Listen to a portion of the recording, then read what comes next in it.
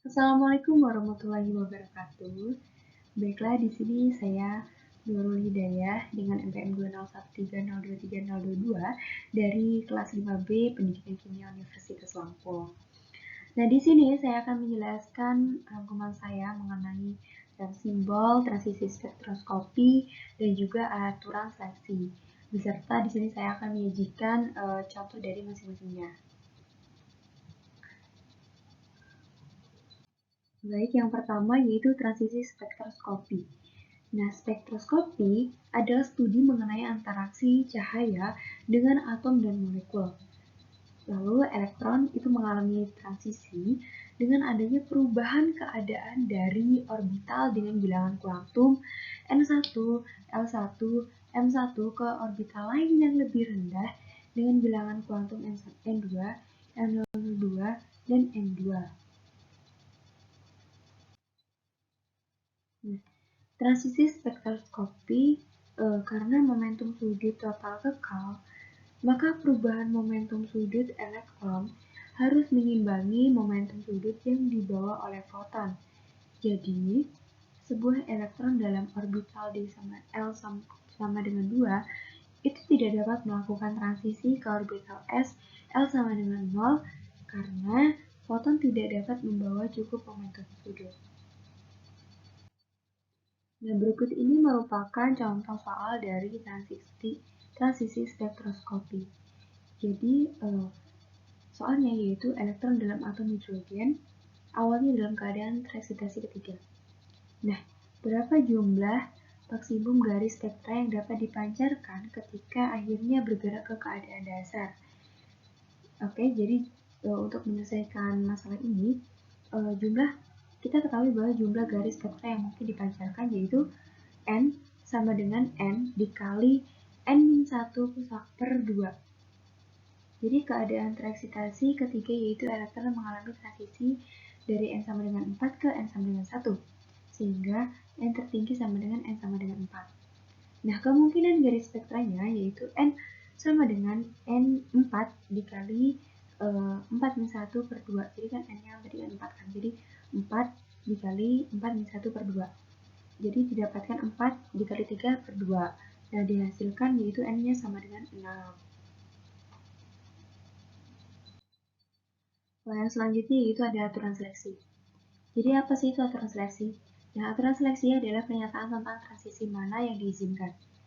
Nah, berikut di bawah ini merupakan pembenaran bahwa aturan seleksi itu untuk atom hidrogen yaitu delta L itu sama dengan plus minus 1, lalu di sini ada delta Ml itu sama dengan 0, lalu plus minus 1. Nah, pemisahan ini untuk atom hidrogen.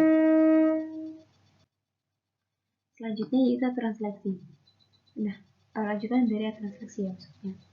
Jadi untuk mengidentifikasi orbital di mana elektron pade itu dapat melakukan transisi radiasi. Jadi pertama-tama kita itu mengidentifikasi nilai L dan kemudian menerapkan aturan pemilihan untuk bilangan kuantum ini. Nah, karena L-nya itu sama dengan 2, maka orbital akhir harus memiliki L sama dengan 1 atau 3. Jadi, sebuah elektron dapat melakukan transisi dari orbital pade ke orbital NP apapun itu tunduk pada delta ML itu 0 atau plus minus 1 dan ke orbital NF yaitu tunduk pada aturan yang sama. Namun, ini tidak dapat mengalami transisi ke orbital lain, yaitu sehingga transisi ke orbital NS atau ke orbital ND itu dilarang.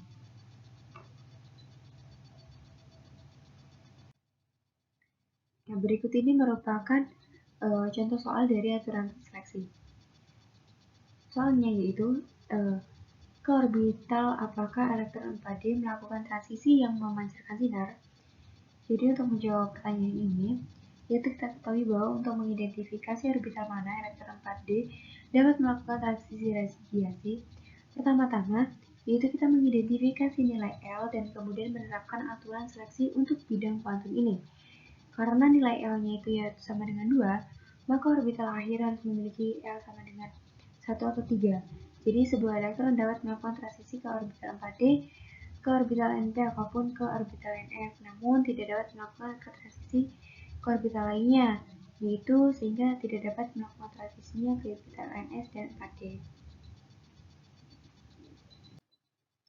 Baiklah, yang selanjutnya yaitu term simbol.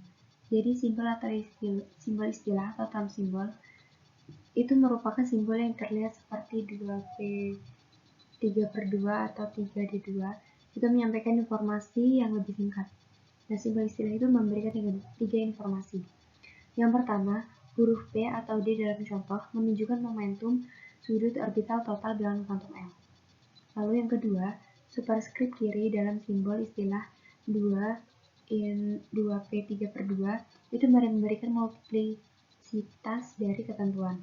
Selanjutnya yaitu yang ketiga, subskrip kanan pada simbol istilah 3/2 in 2P 3/2 nilai total bilangan kuantum momentum sudut.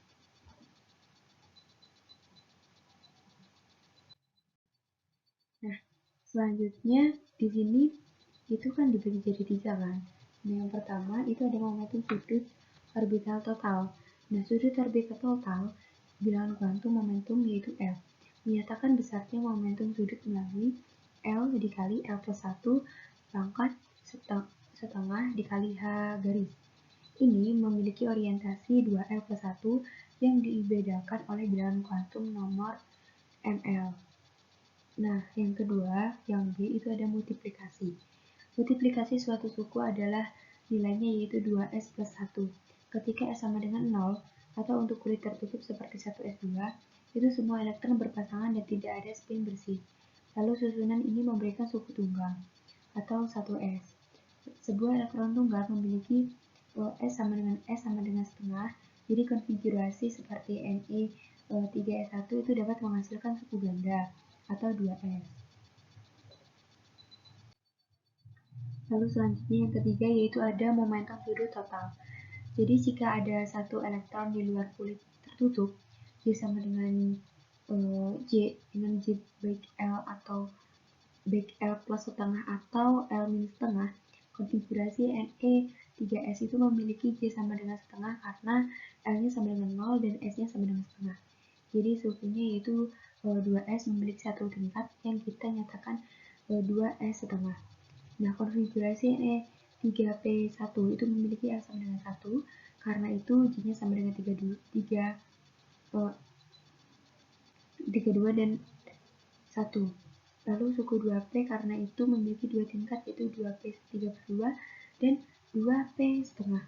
Nah, level-level ini terletak pada level yang berbeda dua energi karena interaksi spin orbit magnetik.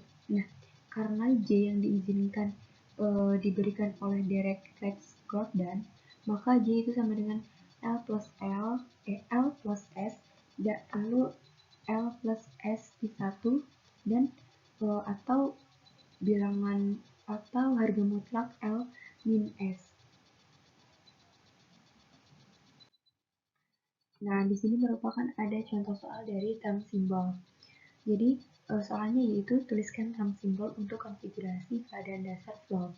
Nah, untuk menjawab pertanyaan ini, untuk F konfigurasinya kan kita tahu bahwa F itu memiliki konfigurasi helium 2s2 2p5 yang bisa kita tulis sebagai Fe2p-1, di mana notasi 2p-1 ini menandakan tidak adanya elektron 2p. Karenanya L itu sama dengan 1 dan S sama dengan setengah. Nah, dua nilai J sama dengan I itu diperoleh dengan J 3/2 dan setengah. Karena itu, term simbol yang diperoleh adalah 2P 3/2 dan 2P setengah.